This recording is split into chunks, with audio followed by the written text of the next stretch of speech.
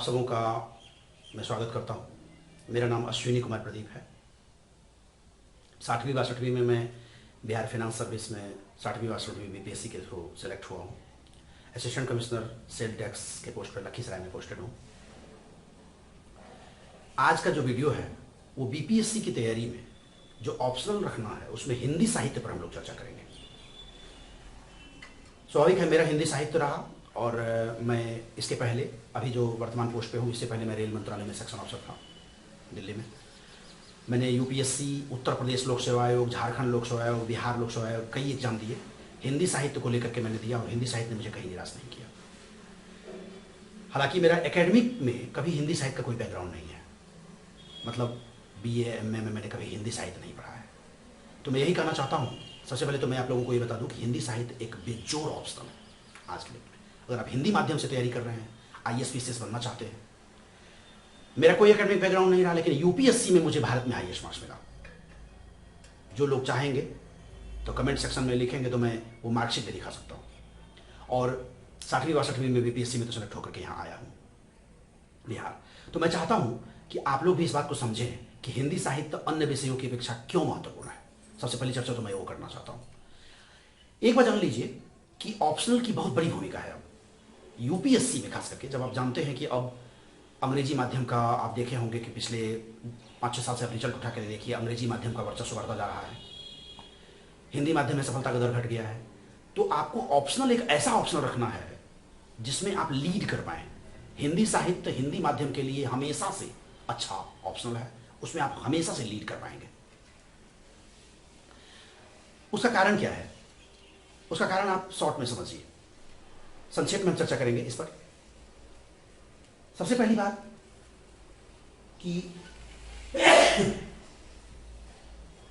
बात कि हिंदी साहित्य विषय में अंग्रेजी माध्यम वाले से आपका कंपटीशन समाप्त हो जाता है। समझिए इस बात को, मतलब इंग्लिश मीडियम में भी अगर कोई हिंदी साहित्य लेता है तो हिंदी में ही लिखेगा। इतिहास, भूगोल वगैरह विषय जो है, समाज शास्त्र हो गए, लोक प्रशासन, पब्लिक एडमिनिस्ट्रेशन आप समझते हैं, पॉलिटिकल साइंस, ढेर सारे विषय हैं। मैं अपने बारे में बताऊं, मैं हिस्ट्री ऑनर्स रहा, इतिहास मेरा विषय रहा है सब दिन। मैंने पब्लिक एडमिनिस्ट्रेशन पूरा ऑप्शनल पढ़ा है, लेकिन उन सभी विषय को छोड़कर मैंने हिंदी साहित्य रखा और हिंदी साहित्य में मुझे अच्छे अंक हमेशा आए। इसका कारण यही है कि एक तो अन्य विषयों की सिलेबस से इसका सिलेबस की अगर तुलना करें तो छोटा पड़ता है, और छोटा होने के साथ साथ सबसे बड़ी बात कि रोचक है। अगर आप हिंदी भाषी प्रदेश से आते हैं, यूपी, बिहार, झारखंड के लोग हैं, तो हिंदी आपके नस नस में कहीं ना कहीं बसा होता है। हिंदी से आपको लगाव है, हिंदी से इंटरेस्ट है, तो आप आंख बंद करके हिंदी रख सकते हैं। इसका एक और कारण यह है हिंदी का लीड करने का कि आपको इसमें अपनी बात, अगर आप में रचनात्मकता है, क्रिएटिविटी है, तो आप परीक्षा में कोई भी प्रश्न जो है कितना भी ट्विस्ट करके जाए आप खाली नहीं छोड़ेंगे। लेकिन अगर मान लीजिए कि आप मुगल काल में आप स्थापत्य कला करके गए हैं याद, और मुगल काल में विज्ञान प्रौद्योगिकी आ गया है, तो आप कैसे लिखेंगे? ज्योग्राफी वगैरह में भी, पब्लिक एडमिनिस्ट्रेशन में भी अगर फैक्ट नहीं है तो आप बिल्कुल नहीं लिख सकते। हिंदी साहित्य में जो खंड ख वाला सेक्शन है, यानी जी, यूपीएससी में जो पेपर 2 है, एक बात आप लोग जानते होंगे कि यूपीएससी में पेपर 1 और पेपर 2 होता है ऑप्शनल का, बीपीएससी में वही खंड क और खंड ख होता है, क्योंकि अब एक ही पेपर होता है। जो लोग नहीं जानते हैं वो जान ले। एक ऑप्शनल आपको रखना होता है, 300 नंबर का होता है बीपीएससी में। हम लोग मेनली बीपीएससी पे फोकस करेंगे, अभी चर्चा हमारी बीपीएससी पे है, लेकिन हम आपको इंट्रोडक्शन में सारी बात बता रहे हैं कि जो लोग यूपीएससी और बीपीएससी दोनों को ध्यान में रखते हुए तैयारी कर रहे हैं, उसके लिए तो हिंदी साहित्य छोड़ करके कोई विषय रखना आत्मघाती साबित हो सकता है। क्योंकि यूपीएससी में आपकी जो टक्कर है, आपका जो कंपटीशन है, वो काफ़ी अच्छे स्टूडेंट से होता है। आप जानते हैं आईआईटी के स्टूडेंट, आईआईएम के स्टूडेंट, मेडिकल बैकग्राउंड के बड़े अच्छे अच्छे स्टूडेंट आएंगे। तो आपका ऑप्शनल ऐसा अवश्य होना चाहिए कि आपको लीड मिले। एक और बात सुनिए, हिंदी साहित्य विषय में अगर आपने अच्छे से अध्ययन किया तो स्वाभाविक है आप महादेवी वर्मा, सुनीतानंद पंत, निराला, रामधारी सिंह दिनकर, इन सब की पंक्तियां आप कई याद कर लेंगे। रामचंद्र शुक्ल ने ये कहा है, हजरत प्रसाद द्विवेदी ने ये कहा है। ये आपका निबंध वाला जो सेक्शन है, यूपीएससी में आपको पता होगा एक पेपर निबंध का होता है, ऐसे का पेपर, वहां पे भी हिंदी साहित्य बहुत काम आता है। और इसके बाद इंटरव्यू में आपको बोलने की जो कला है और आप कैसे लोगों को कन्विंस कर सकते हैं, ये आप हिंदी माध्यम से, हिंदी साहित्य में आप ये भी आप जान पाएंगे। तो मुझे लगता है कि बहुत ज़्यादा चर्चा हो गई कि हिंदी साहित्य क्यों बेटर है और विषयों से।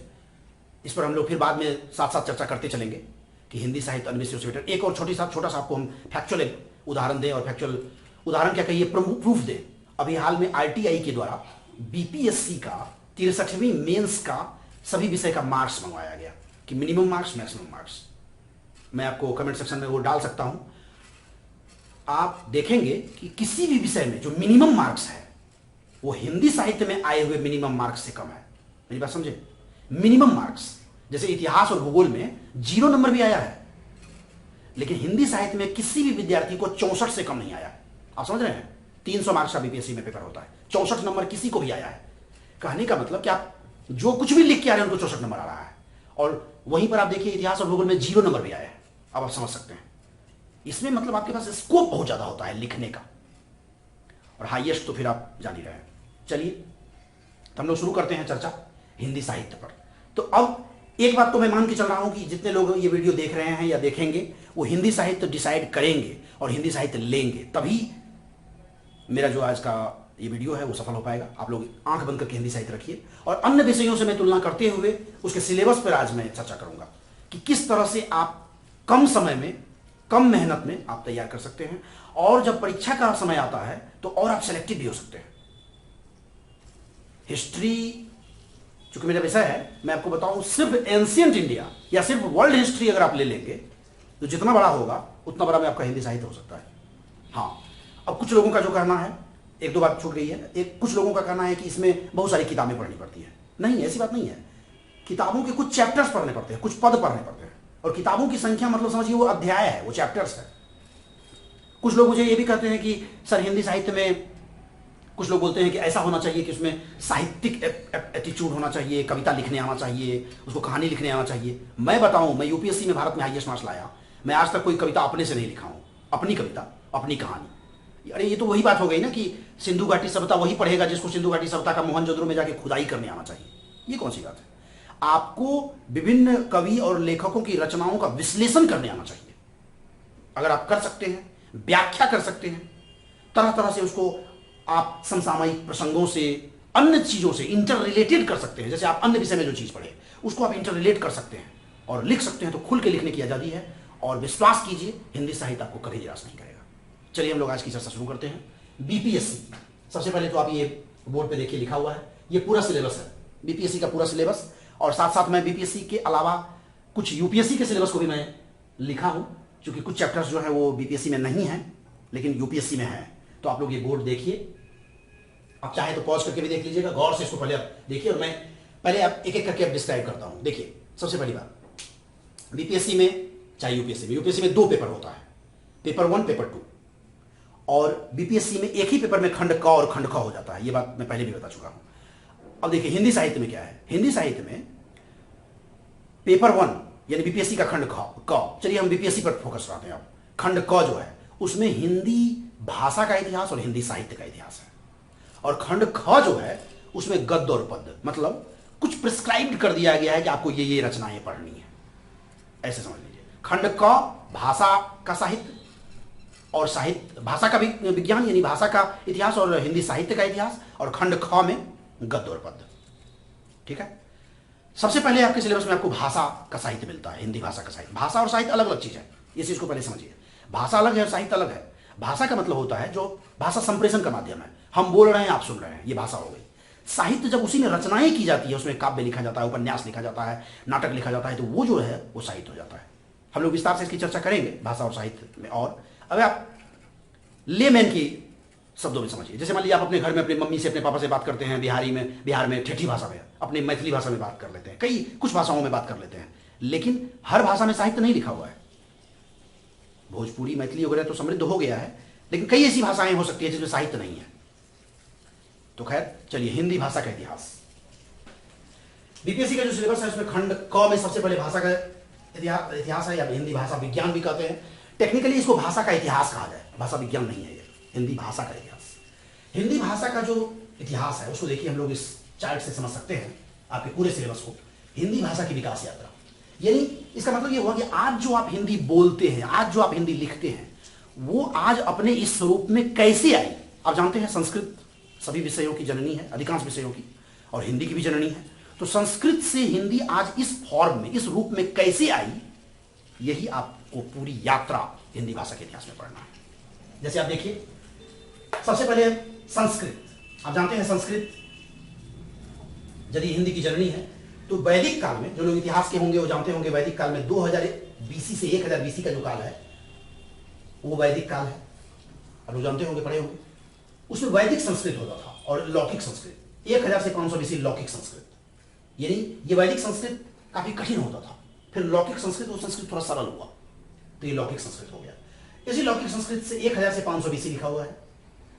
कुछ चीज जो नहीं आपको दिख रहा होगा, मैं बोलता चला जा रहा हूं। यही से बात ये पाली बना। पाली में आप जानते हैं भगवान बुद्ध के समय में जो ग्रंथ लिखा गया, आप जानते हैं उस समय में पाली का कितना ज्यादा प्रचलन था और पाली लोक भाषा थी। तो देखिए पाली में ग्रंथ लिखे गए हैं। पाली 500 बीसी से लेकर ईस्वी सन के आरंभ तक। पाली के बाद प्राकृत आई है, प्राकृत लिखा हुआ है, प्राकृत ईस्वी सन के आरंभ से 500 एडी तक चला। इसके बाद अपभ्रंश और अभट्ट की बारी है। अपभ्रंश और अभट्ट को एग्जैक्टली तो समय बांट नहीं सकते, लेकिन अध्ययन की सुविधा के लिए मैंने ये बांटा है। अपभ्रंश को 500 एडी से 900 एडी तक मानते हैं। अपभ्रंश भाषा, वही भाषा अपभ्रंश के रूप में आई, और उसके बाद ये अभट्ट बना 900 से 1100 एडी। अब देखिए एक चीज आप समझ के रखिए, आपका जो सिलेबस है, यानी बीपीएससी का सिलेबस हो चाहे यूपीएससी का सिलेबस हो, यहां से स्टार्ट होता है। अपभ्रंश से आपको पढ़ना है, अपभ्रंश अभट्ट से। ये प्राकृत पाली आपको नहीं पढ़ना, ये जानना है कि बस इस रूप में यहां से यहां आया।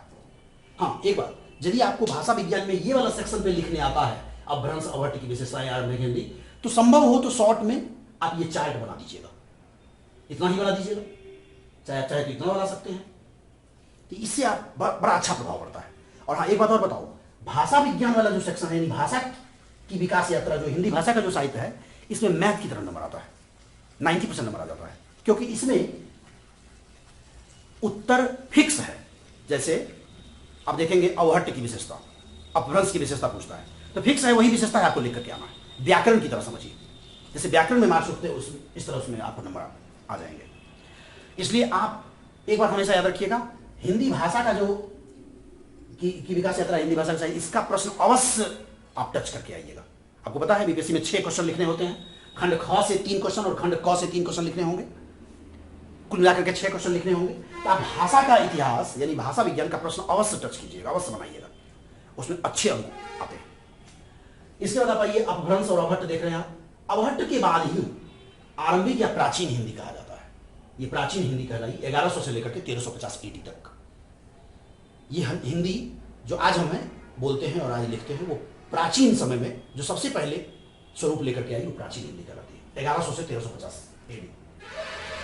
इस आरंभिक हिंदी के बाद हम लोग देखिए मध्यकालीन हिंदी लिखे। मध्यकाल जो है आपका, मध्यकाल आप जानते हैं, आप इतिहास जो लोग पढ़े होंगे, मेडिवल इंडिया में आप आइए, जिस समय में भक्ति काल है, दिल्ली सल्तनत है, कबीर सूर तुलसी वगैरह है, मध्यकाल, उस समय में देखिए ब्रज और अवधी, ये दो भाषाओं का बहुत ज्यादा प्रभाव था, और यही हम लोगों को सिलेबस में पढ़ना है, ब्रज और अवधी।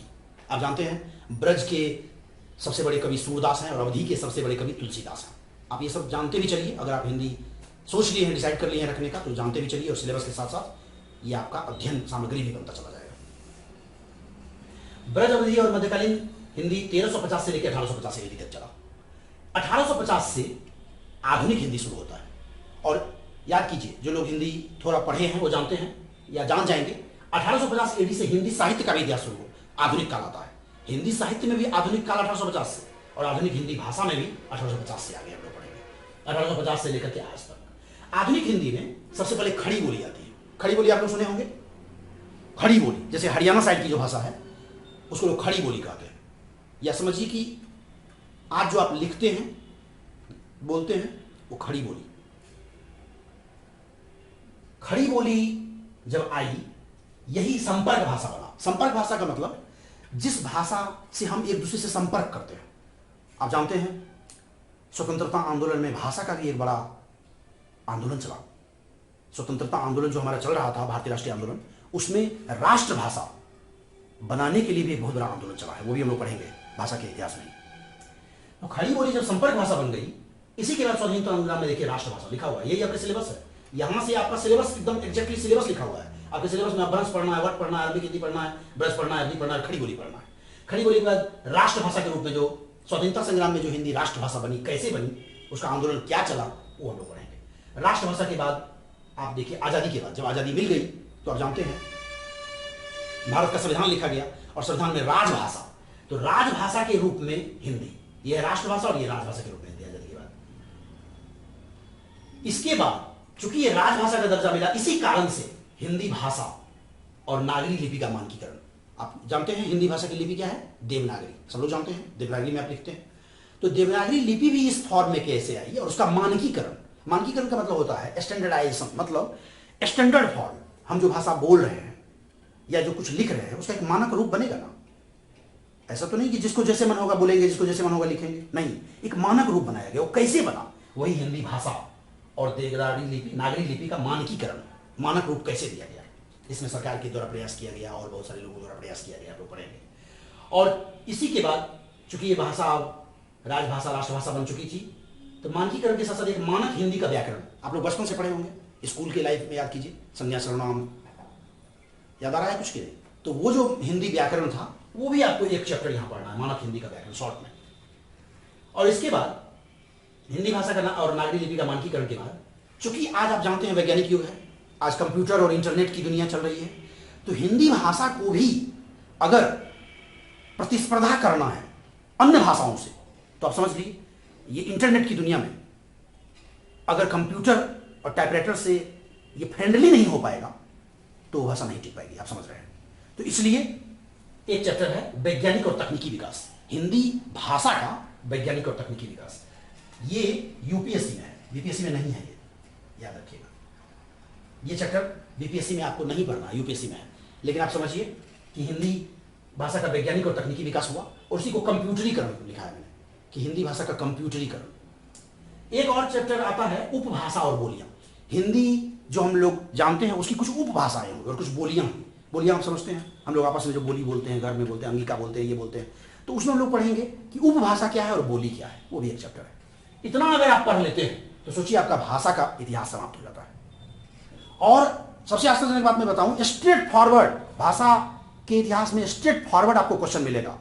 क्या क्वेश्चन मिलेगा, अपभ्रंश की विशेषताएं बताइए, व्याकरणिक विशेषताएं, शाब्दिक विशेषताएं, दो विशेषताएं होती है।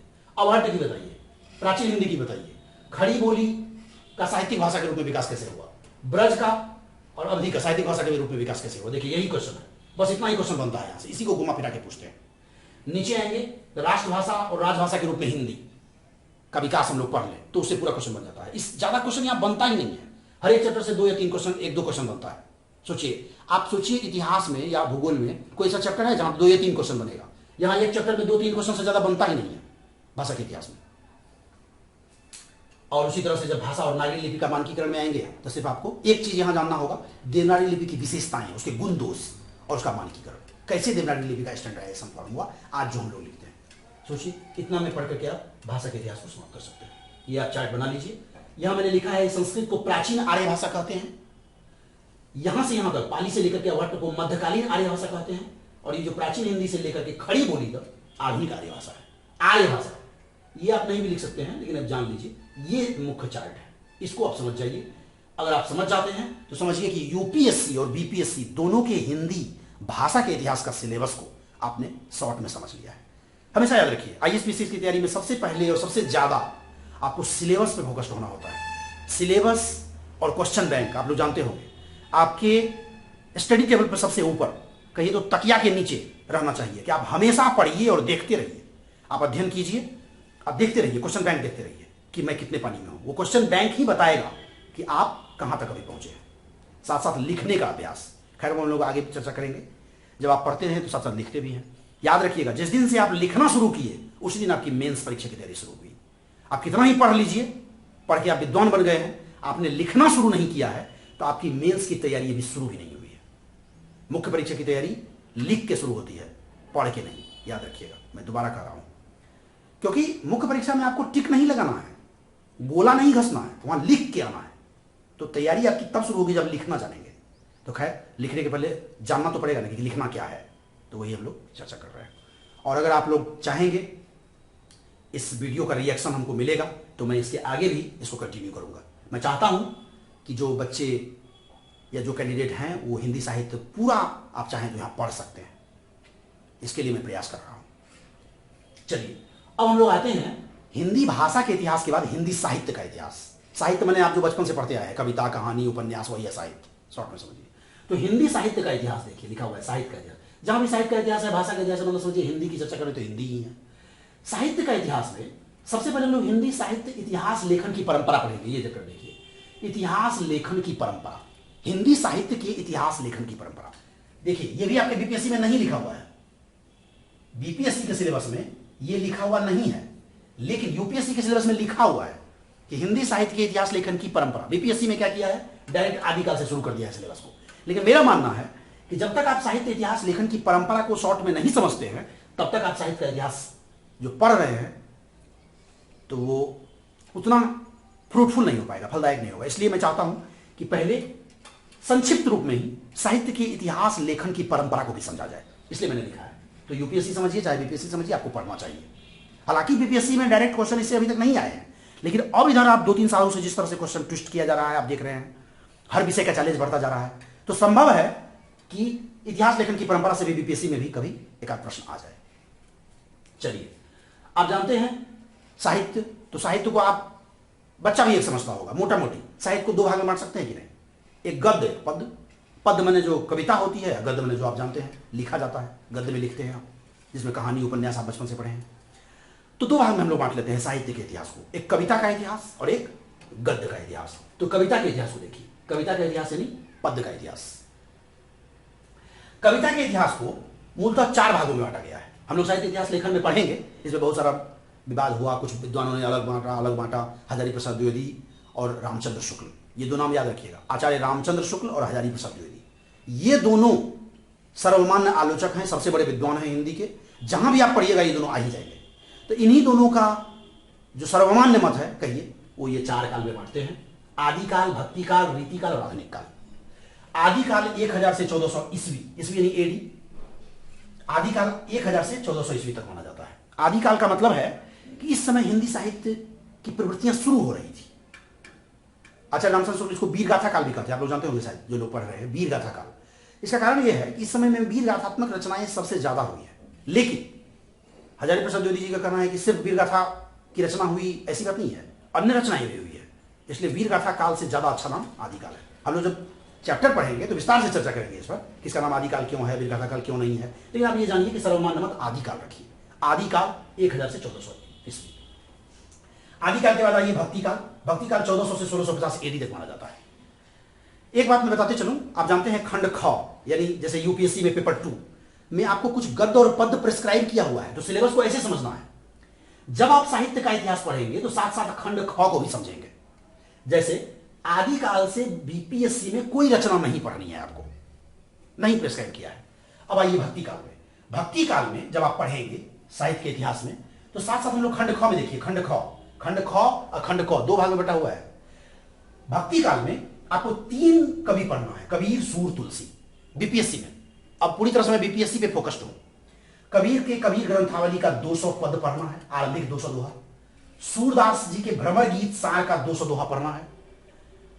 तुलसीदास, जानते हैं तुलसीदास, बिहार और यूपी में तो लोग घर घर में तुलसीदास को जानते हैं, कौन नहीं जानता है तुलसीदास को। तुलसीदास का रामचरितमानस हम लोग अच्छे से रख के उसको पूजा करते हैं। तो तुलसीदास का मानस में रामचरितमानस, इसका सिर्फ अयोध्या कांड पढ़ना है आपको। और एक किताब है, एक रचना है कवितावली, कवितावली का उत्तरकांड पढ़ना है आपको, समझ गए। अब आइए रीतिकाल। भक्ति काल आप समझ रहे हैं, नाम से यह स्पष्ट है, जिसमें भक्ति परक रचनाएं ज्यादा लिखी गई है। ज्यादा क्या समझिए कि लगभग भक्ति परक रचनाएं, इसलिए कबीर, सूर, तुलसी, मीरा, रसखान, बहुत सारे कवि इस समय हुए, हम लोग पढ़ेंगे एक एक करके। रीतिकाल में आइए 1650 से 1850 ईस्वी। रीतिकाल को आप शॉर्ट में ऐसे समझिए, अभी श्रृंगारिक रचनाएं ज्यादा हो रही थी इस समय में।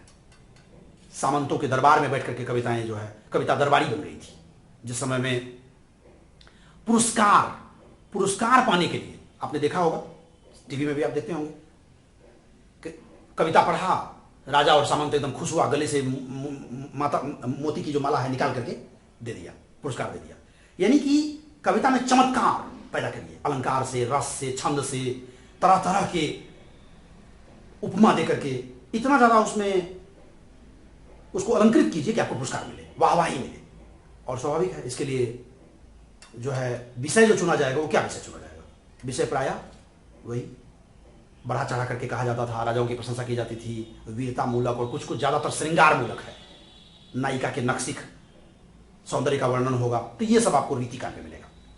यानी कहिए कि साहित्य के इतिहास में जो सबसे कम महत्वपूर्ण है सामाजिक दृष्टि से देखें तो रीतिकाल है, मतलब अंधकार काल कह सकते हैं, हालांकि अंधकार काल तो नहीं कहना चाहिए लेकिन कह सकते हैं। और सबसे महत्वपूर्ण भक्ति काल है, स्वर्ण युग माना जाता है। हिंदी साहित्य का स्वर्ण युग भक्ति काल को कहते हैं, याद रखिए।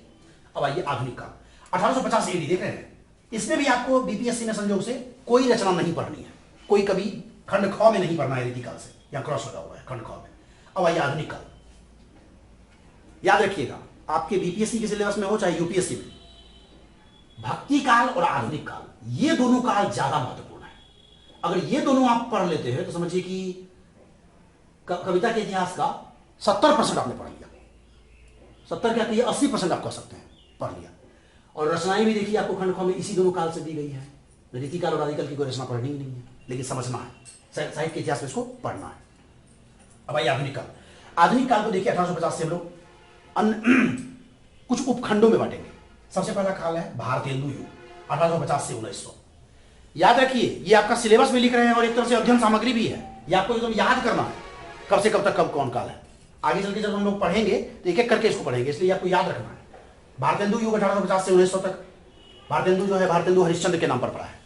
आप जानते हैं हिंदी साहित्य में एक बहुत बड़े साहित्यकार हुए भारतेंदु हरिश्चंद्र, कुछ लोग जानते होंगे, इस पर हम लोग विस्तार से बाद में चर्चा करेंगे।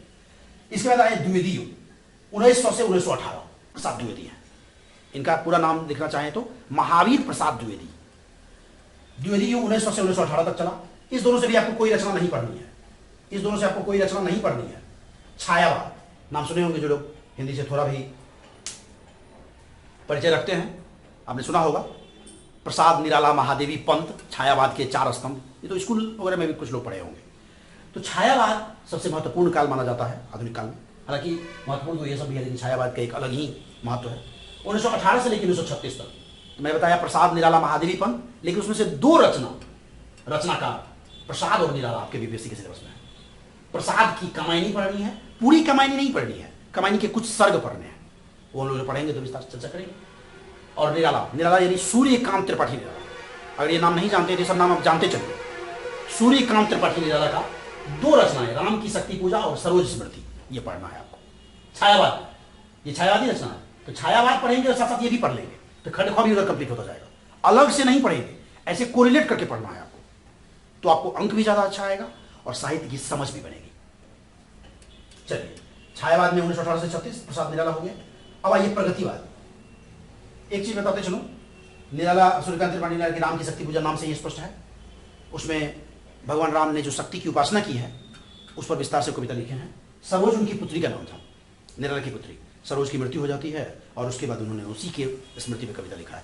पहले ऐसे कवि हैं और पहली ऐसी रचना है जो किसी कवि ने अपने ही पुत्री को डायरेक्ट लक्ष्य करते हुए कविता लिखी है। बहुत ही मार्मिक कविता है, हम लोग पढ़ेंगे, बहुत आनंद आएगा। और मेरे साथ आप पढ़िए, आपको हिंदी में आनंद भी आएगा, रोचक लगेगा। एक और जो मैं बीच बीच में मैंने कहा था बताते चलूं, हिंदी साहित्य का साथ एक और फायदा क्या है।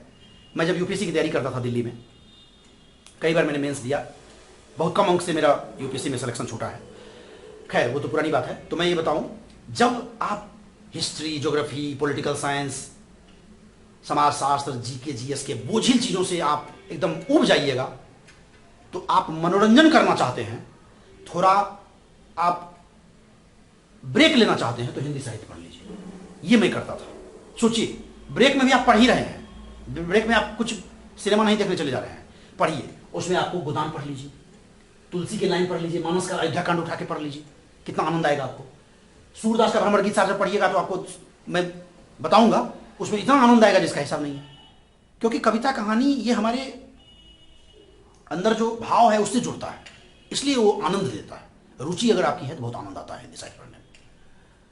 और सोचिए, अगर आप इसकी पंक्तियां पढ़ते हैं बार बार तो कुछ पंक्तियां याद हो जाएगी, तो आप लेख में या कहीं पर आप मंच पे संबोधित कर रहे हैं वहां बोल सकते हैं कि महादेवी ने ये कहा है। तो मतलब आप इससे अपने अंदर वो जो कहते हैं ना विद्वान, तो हिंदी साहित्य में वो भी क्वालिटी आपके अंदर आती चली जाएगी। खैर, तो चलिए इसके बाद देखिए प्रगतिवाद। प्रगतिवाद 1936 से लेके 1943 तक का काल है। प्रगतिवाद में शॉर्ट में समझिए मार्क्सवादी विचारधारा इस समय बहुत ज्यादा प्रचलित थी। 1936 से 43 का काल है, तो उसी मार्क्सवाद को केंद्र में जो कविता लिखी गई है, शॉर्ट में समझिए वही है प्रगतिवाद। उसी का समझिए, कुछ विद्वानों ने तो यहां तक कहा है कि मार्क्सवाद का साहित्यिक संस्करण प्रगतिवाद है। हम लोग प्रगतिवाद में चर्चा करेंगे। उसके बाद ये प्रयोगवाद 1943 से 51। अभी सिर्फ आप लिखते चलिए, एक एक करके हम लोग चर्चा करेंगे, अभी सबकी चर्चा करना संभव नहीं है। प्रयोगवाद 1943 से 51। और इसके बाद इसी समय मुक्तिबोध एक कवि हुए। मुक्तिबोध की अंधेरे में एक रचना है, वो आपको पढ़नी है। नई कविता 1951 से 1960। प्रयोगवाद की बात। अब नई कविता का मतलब कविता नई नहीं हो गई, ऐसा मत समझिए कि पहले वाली कविता पुरानी थी, नहीं, ये नाम है उसका, यानी ये विशेषण नहीं है, नहीं, यहां ये संज्ञा है। इस पर क्वेश्चन आता है नई कविता में। तो नई कविता में आपसे जानिए, जिस तरह से युग चल रहा है, तो एक नई कविता का आंदोलन चला, नई कविता युग चले 1951 से लेके 1960 तक। और इसके बाद समकालीन कविता। समकालीन कविता आप समझते हैं, समकालीन मतलब अब एकदम आधुनिक आ गई है। समकालीन कविता में दो तीन चीजें हैं। अकविता, इसी का दूसरा नाम साठोत्तरी कविता है, नाम से ही स्पष्ट है। साठोत्तरी यानी 1960 के बाद ये आंदोलन चला था। एक जनवादी कविता है, 1967 से चला था। नवगीत वगैरह भी बहुत आंदोलन चले। आपके बीपीएससी के सिलेबस में सिर्फ ये वाला पढ़ना है, और कविता पढ़ना है या साठोत्तरी, बस ये दोनों नहीं पढ़ना है। जनवादी कविता, नवगीत वगैरह नहीं पढ़ना है, ठीक है। तो कुल मिला के मतलब समझिए कविता का इतिहास हो गया। कविता के इतिहास को शॉर्ट में आप समझिए। इसमें आपको भक्ति काल, आधुनिक काल को ज्यादा विस्तार से पढ़ना है, क्योंकि इससे रिलेटेड रचनाएं भी खंड ख में दी हुई है, वो रचना भी हम लोग पढ़ेंगे। और एक बात मैं हमेशा बोलता हूं, जब भी मैंने पटना में भी मुझे कुछ क्लास लेने का मौका मिला, हिंदी साहित्य का जब मैंने जहां भी क्लास लिया है, जहां भी दिल्ली में भी मैं था, तो वहां भी मैं बच्चों से जुड़ा हुआ था जो लोग तैयारी कर रहे थे। मैं हिंदी साहित्य हमेशा से पढ़ता पढ़ाता आया हूं। मैं हमेशा कहूंगा हिंदी साहित्य का जो इतिहास है, यानी हिंदी लिटरेचर जो आपका ऑप्शन है, उस पूरे सब्जेक्ट में सबसे ज्यादा फोकस स्टडी और सबसे ज्यादा अध्ययन जो आपको करना है वो कविता का इतिहास और उसमें भक्ति का और आधुनिक का। जितनी गहराई से आप इस कविता के इतिहास को समझेंगे उतना आप हिंदी समझ जाएंगे। यदि आपको सबसे ज्यादा मेहनत करना है तो कविता के इतिहास पे करनी है, ठीक है। इसको समझना है, इसको समझना है। ये सब में ज्यादा नहीं है समझने का, यहां आपको चीजें मिल जाएगी और आप उसको याद कर लेंगे, समझ लेंगे और बस हो गया। ज्यादा मैटर है ही नहीं वहां। चलिए अब इसी तरह से हम लोग जैसे कविता का इतिहास पढ़ते, गद्य का इतिहास पढ़ते हैं। जैसे कविता हो, गद्य है। गद्य के इतिहास में आप गद्य बचपन से पढ़े आए हैं, कहानी, नाटक, उपन्यास कौन नहीं पढ़ा है, तो उसको हम लोग देखेंगे। गद्य के इतिहास में देखिए, उपन्यास और कहानी तो आप लोग जानते ही होंगे, आपने पढ़ा होगा। मुझे नहीं लगता कि जितने लोग देख रहे हैं उसमें कोई ऐसा व्यक्ति हो जो कहानी ना पढ़ा हो बचपन से लेकर आज तक, और उपन्यास ना पढ़ा हो। तो सोचिए आप हिंदी का बहुत चीज पढ़ ही रहे हैं, बस यहां पर थोड़ा विशेष अध्ययन करना है। कहानी और उपन्यास में एकदम लेमैन की भाषा में समझिए। कहानी आप जानते हैं छोटा रहता है, उपन्यास काफी बड़ा हो जाता है। जैसे आप टीवी सीरियल देखते हैं ना, तो टीवी सीरियल में कितना विस्तार से किसी चीज को दिखाया जाता है, तो समझिए वो उपन्यास हो गया। और फिल्में जो देखते हैं वो कहानी हो गई।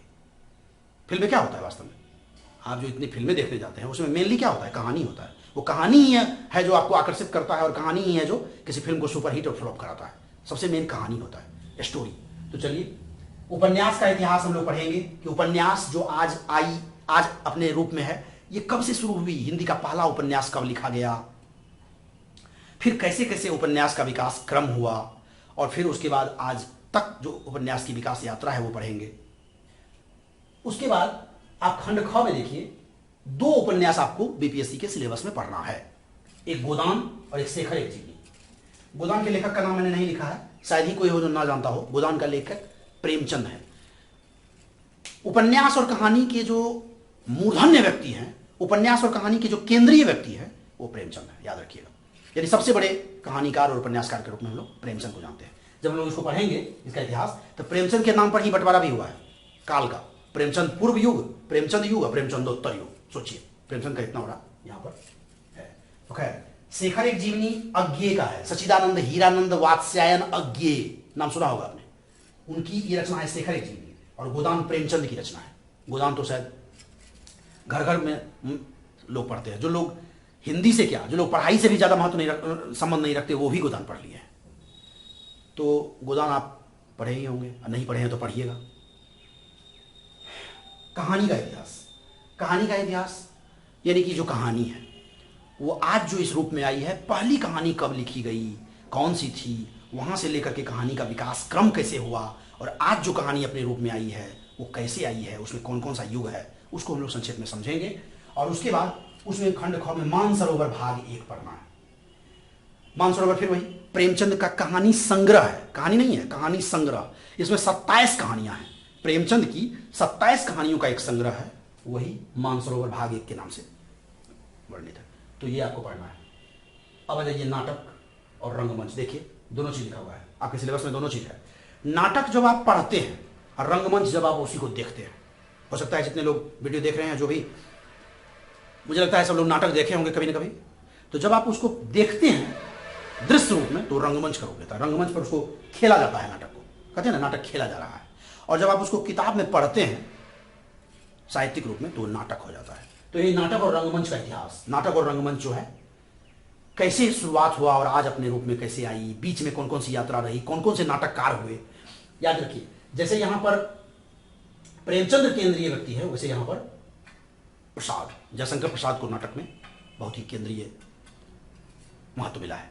यहां पर हम लोग प्रसाद के नाम पर ही बांटते हैं, प्रसाद पूर्व युग, प्रसाद युग, प्रसाद उत्तर युग। हम लोग चर्चा करेंगे, तो शॉर्ट में मैं समझाते चल रहा हूं। नाटक और रंगमंच के इतिहास में आपको प्रसाद की बड़ी भूमिका है। और खंड ख में देखिए अंधेर नगरी भारतेंदु का और चंद्रगुप्त जयशंकर प्रसाद के, ये 2 नाटक आपको पढ़ना है। 2 ही नाटक है, 2 उपन्यास है, 1 कहानी संग्रह है, 2 नाटक है।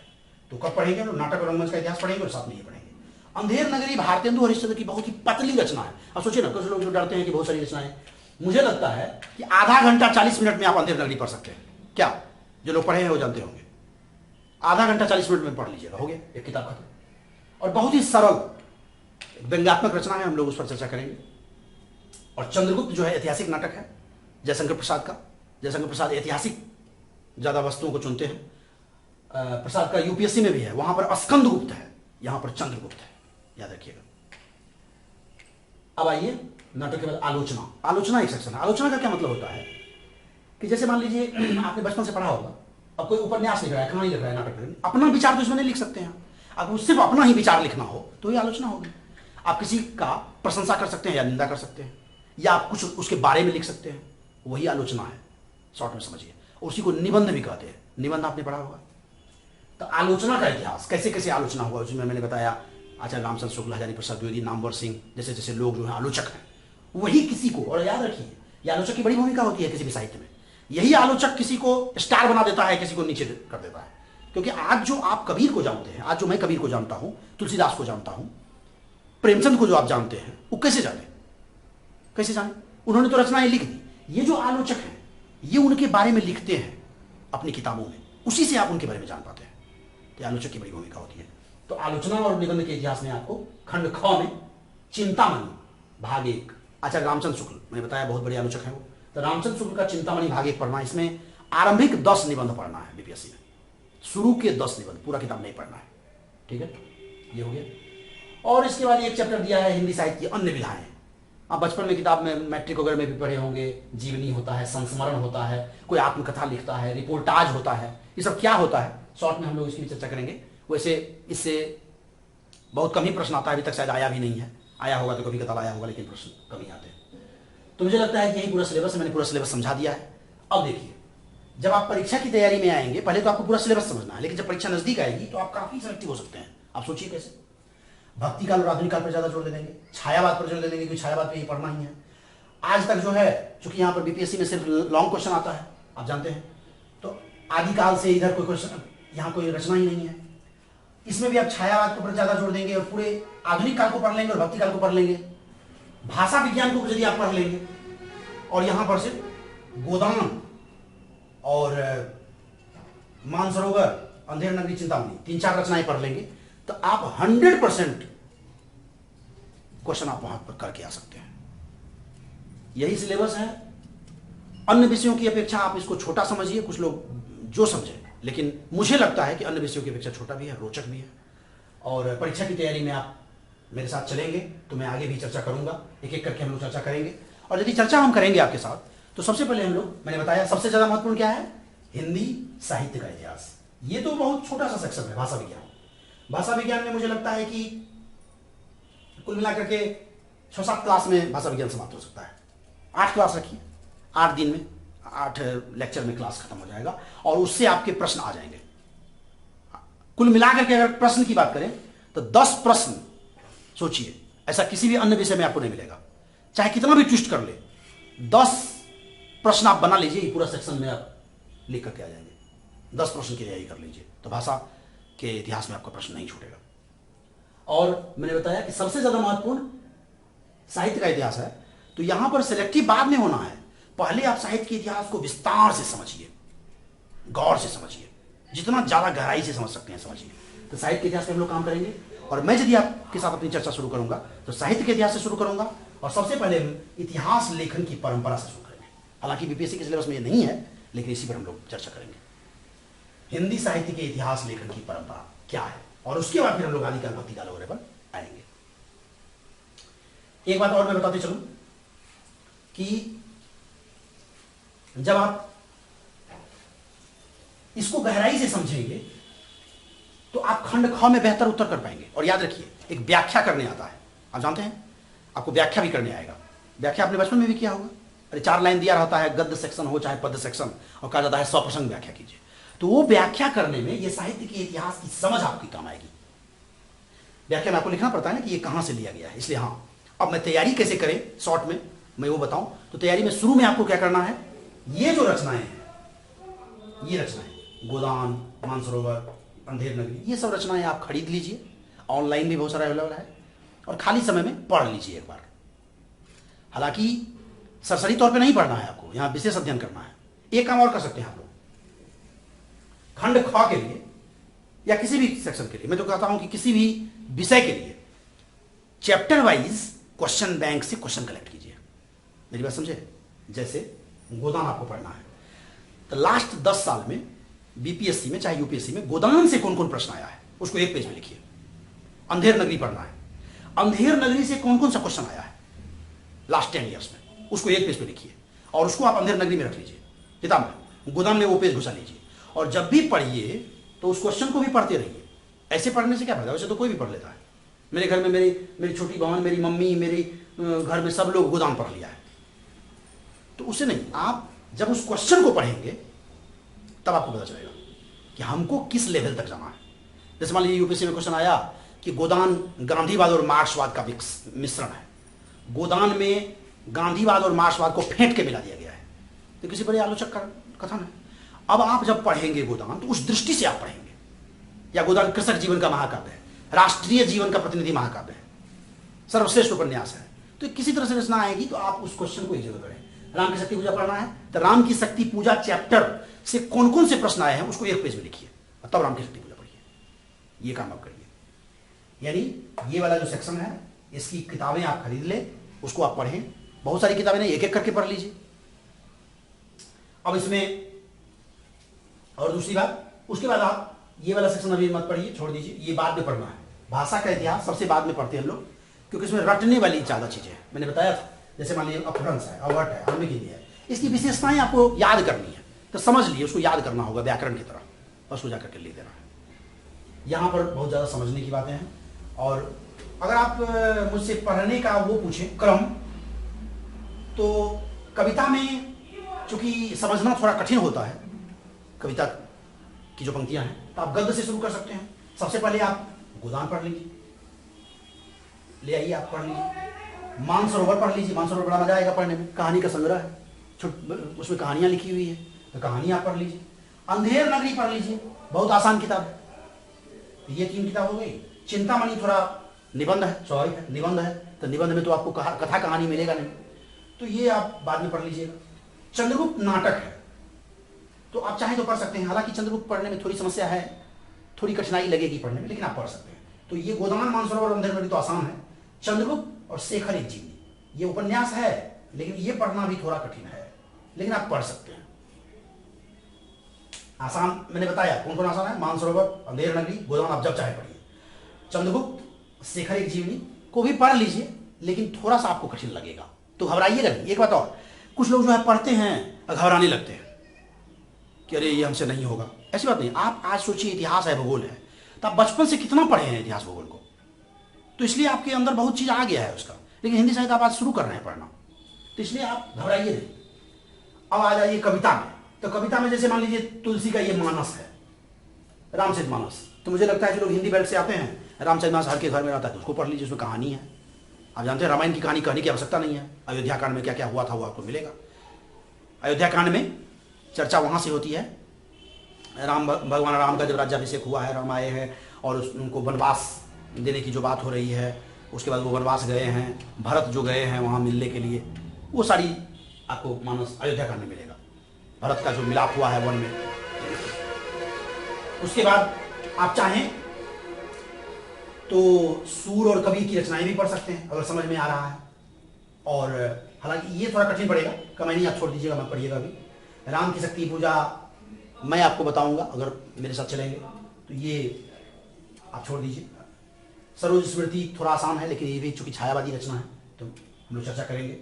तो इसमें आप आसान पढ़ना चाहें तो ये वाला पढ़ लें, भक्ति काल वाला पढ़ लें कविता में। आधुनिक काल में जो रचनाएं हैं वो थोड़ा कठिन है, और यहां मैंने बता ही दिया क्या पढ़े। तो आप अपने से इसको पढ़ सकते हैं, और पढ़ना ही चाहिए, पढ़ना ही पड़ेगा। पहले जो सिलेबस था, और एक बात और बताऊं, कई लोग ऐसे हैं मैं जानता हूं कि वो गोदान कभी पढ़े भी नहीं है और यूपीएससी में भी अच्छा नंबर ले आए हैं। सोचिए, नोट्स पढ़ के, विश्लेषण करके, मतलब वो पता ही नहीं चलने देते हैं कि हम गोदान पढ़े हैं कि नहीं पढ़े हैं, इतना ज़्यादा वो विश्लेषण पक्ष पे अध्ययन कर लेते हैं। लेकिन आपके पास अगर समय है तो ऐसा काम मत कीजिए। क्यों? क्योंकि इंटरव्यू में जब आप जाएंगे, इंटरव्यू भी देना है, याद है ना, मेंस के बाद आपको इंटरव्यू भी होगा।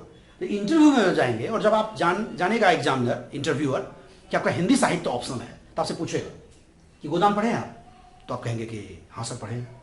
अगर आप झूठ बोल गए तो आप फंस सकते हैं। कहेगा दाता दीन कौन था, सीलिया कौन थी, बता दो। अब आप बगले झांकने लगे।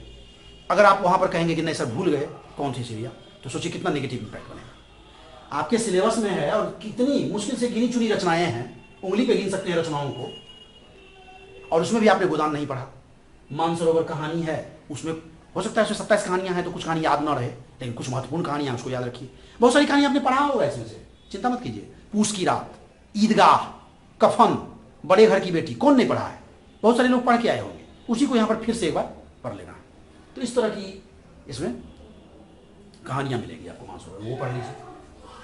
उसी तरह मैंने ये कहा कि आप ये सेक्शन है ना, ये गद्य पद वाला, जैसे मैं आपको बताऊं, बहुत सारे मुझे लोग पूछते हैं कि यूपीएससी में जो आपको हाईएस्ट मार्क्स मिला उसका कारण, तो मैं आपको बताऊं, नोट्स पढ़ने से पहले, कोचिंग करने से पहले या नोट्स पढ़ने से पहले मैंने ये सेक्शन को लाइन बाय लाइन पढ़ा था। ये जो ये खंड है यूपीएससी के सिलेबस में भी जो गद्य और पद प्रिस्क्राइब है, उसको मैंने पंक्ति सह लाइन बाय लाइन पढ़ लिया था।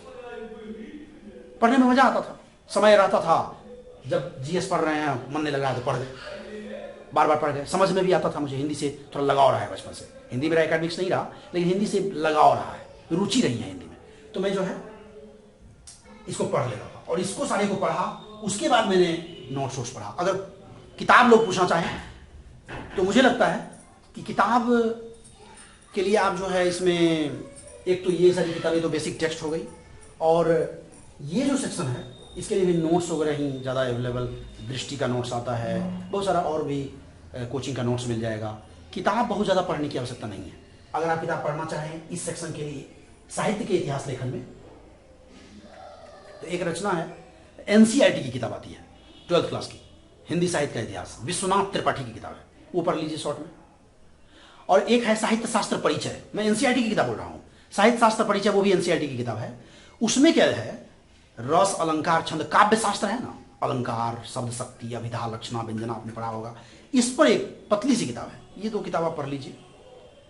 उससे क्या होगा, जिसमें कोई पंक्ति दिया गया तो आप समझ पाएंगे कि अलंकार होता क्या है, इसमें अलंकार है कि नहीं है, रस क्या होता है, छंद क्या होता है, शब्द शक्ति क्या होता है, गुण क्या होता है, प्रसाद गुण, ओज गुण, माधुर्य गुण। संभव होगा तो हम लोग 1-2 क्लास उस पर भी कर लेंगे अलग से, कि ये जो साहित्य शास्त्र में काव्य शास्त्र परिचय, साहित्य शास्त्र का परिचय, कि ये जो रस अलंकार है ये क्या है, जैसे उपन्यास है, कहानी, तो उपन्यास के तत्व क्या होते हैं, कहानी के तत्व क्या होते हैं, ये आपको एकदम संक्षेप में मिल जाएगा। ये दो किताबें मैंने बोला, साहित्य शास्त्र परिचय है और एक हिंदी साहित्य का इतिहास है, दोनों एनसीईआरटी की किताब है, तो वो आप पढ़ सकते हैं। और इसके अलावा नोट्स कुछ नहीं, आप इसको पढ़िए, और किसी एक अच्छे कोचिंग का नोट्स, अगर आप दृष्टि वगैरह का नोट्स ले लेते हैं तो बहुत अच्छा है, मोर देन इनफ है वो। और उसके बाद उसको समझिए, बार बार पढ़िए और लिखने का अभ्यास कीजिए। तो मुझे लगता है कि आज इंट्रोडक्टरी जो मेरा ये लेक्चर था हिंदी साहित्य पर बीपीएससी को फोकस करते हुए आप लोगों को सब समझ में आया होगा। सिलेबस को मैंने काफ़ी, आप बीपीएससी का सिलेबस उठाएंगे या देखना चाहेंगे तो इस तरह से नहीं दिया हुआ है, वो बेतरतीब तरीके से दे दिया है। इस तरह से पहले सिलेबस को समझिए और बार बार समझिए, इसको याद कर लीजिए। मतलब रटना नहीं है, ये याद हो जाएगा आपको बार बार और ये आपकी परीक्षा में भी काम आएगा। ये वाला सेक्शन तो मैं खुद भी बना देता था। मैंने भी जब भाषा के इतिहास का प्रश्न अटेम्प्ट किया था तो ये चार्ट मैंने बना दिया था। कितना मिनट लगेगा? 2-3 मिनट में आप बना दीजिए बगल में, उसके बाद लिखिए। हाँ, याद रखिएगा डायग्राम टाइप का जो ये हम लोग बनाते हैं हिंदी वगैरह में, यानी ह्यूमैनिटीज़ में, इसमें कम महत्व देना है।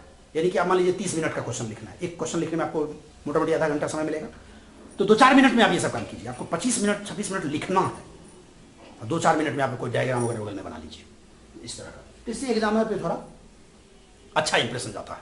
मान लीजिए 2 नंबर ही ज़्यादा देगा इस डायग्राम से, तो आप सोचिए 2 नंबर का महत्व आपको तब पता चलेगा जब आप इंटरव्यू देंगे और 1 नंबर से रह जाएगा, तब पता चलेगा। तो 1-1 नंबर का बड़ा महत्व है। आप जानते हैं गलाकाट प्रतिस्पर्धा है। अब जो है बीपीएससी में भी 5-5 लाख लोग फॉर्म भर रहे हैं और वहाँ पर आपको टॉप में आना है। आपको डिप्टी कलेक्टर बनना है, बिहार फिनांस सर्विस में आना है, डीएसपी बनना है, जो टॉप सर्विसेज हैं, तो आपको अंक बहुत अच्छा चाहिए।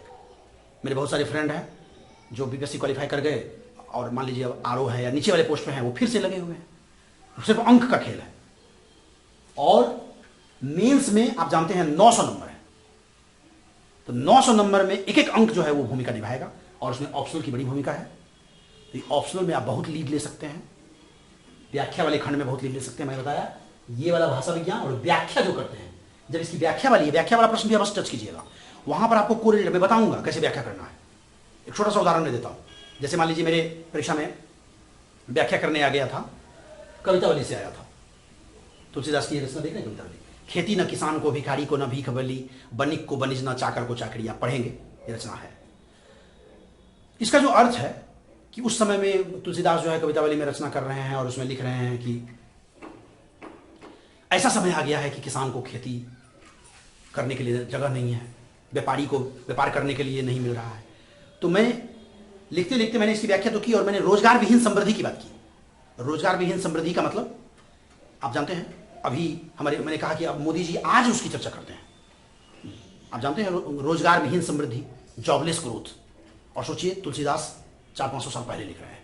तो आप कोरिलेट कर सकते हैं। व्याख्या में आपको बहुत ज्यादा ऑप्शन मिलेगा इंटर रिलेट करने का, चीजों को समसामयिक चीजों से जोड़ने का। तो यहां आपको बहुत अच्छा अंक मिलेगा। 80-90% अंक यहां आता है और इसमें भी आता है 80-90%। भाषा विज्ञान में भी 80-90% अंक आता है और ये वाले में कम अंक आता है, लेकिन समझने की दृष्टि से ज्यादा इंपॉर्टेंट है। ये नहीं समझेंगे तो आप हिंदी में अलकचरे रह जाएंगे।